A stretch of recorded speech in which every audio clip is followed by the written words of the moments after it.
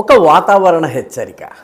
రాబోయే రోజుల్లో అమెరికన్ మీడియాలో ఆ తరువాత దాని తోకలాగా వ్యవహరించే కొన్ని భారతీయ మీడియా సంస్థల్లో సింధు నదీ జలాల విషయంలో భారతదేశానికి వ్యతిరేకమైనటువంటి కథనాలు చాలా చక్కని భాషలో అందమైనటువంటి హితవచనాల రూపంలో రావచ్చు.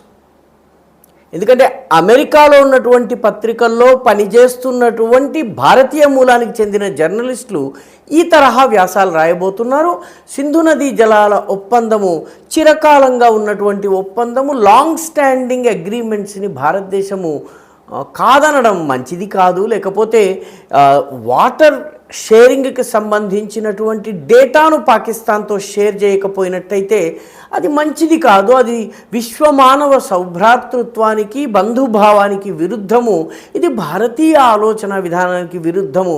ఇట్లాంటి అందమైన పదాలలో భారత వ్యతిరేక కథనాలు భారతీయ మూలానికి చెందిన లేఖకులు, పత్రికా విలేకరుల ద్వారా అమెరికన్ పత్రికల్లో వస్తాయి.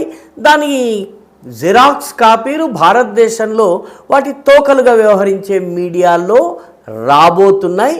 ఎదురు చూడండి. ఈ భవిష్యవాణి ఖచ్చితంగా నిజమవుతుంది. ఎందుకంటే అమెరికా తలుచుకుంది, ఈ దేశంలో ఉన్న దాని గులాములు పాటిస్తారు.